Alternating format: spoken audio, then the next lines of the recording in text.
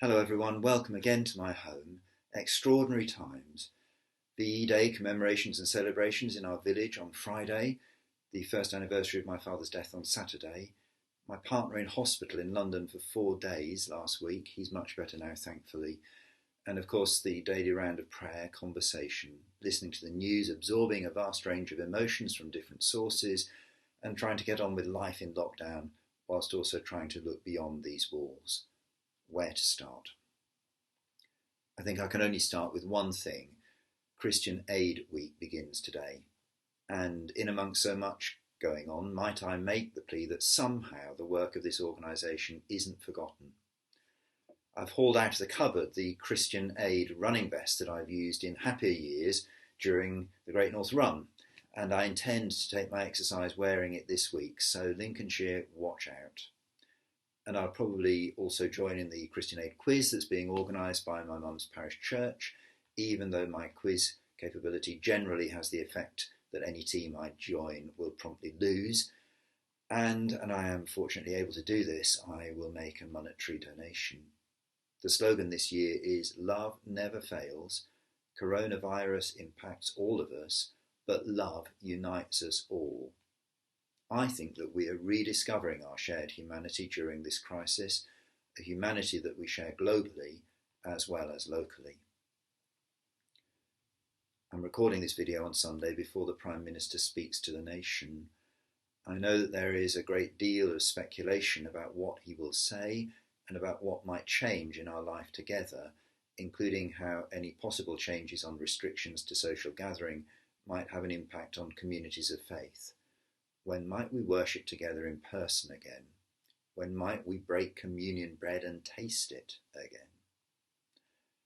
My prayers are for the Prime Minister and for all who have the task of leadership at this time, for government and opposition, and of course for all key workers and health service workers. As I've hinted, my family has benefited from your skill and kindness in recent days. Thank you. And as I've already said, my sense is that feelings are running high at the moment and opinions flowing quite freely on many things, often in very contradictory directions. This is the biggest world crisis of my lifetime. My own view is that we may be nearer the end of the beginning than the beginning of the end. If this is the case, what to do and to say now? I'm going to go back to Christian Aid. Love never fails. Coronavirus impacts all of us, but love unites us all. And I'm going to go back to St. Paul, who wrote, "The fruit of the Spirit is love, joy, peace, patience, kindness, generosity, faithfulness, gentleness, and self-control.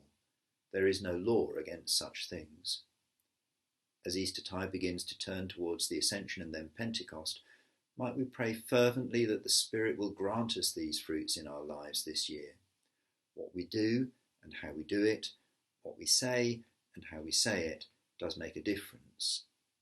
My hunch is that the solutions to our problems will be found through prayer, through graciousness, through seeking forgiveness, and through a recalibration of expectations that requires us all to change, and that will happen suddenly and possibly joyfully when our hearts and hands have been made ready.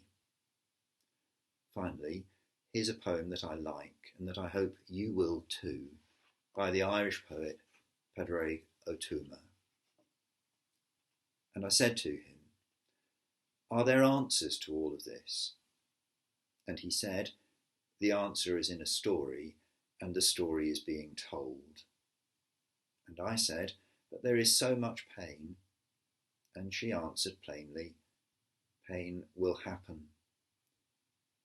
Then I said, "Will I ever find meaning?" And they said, "You will find meaning where you give meaning."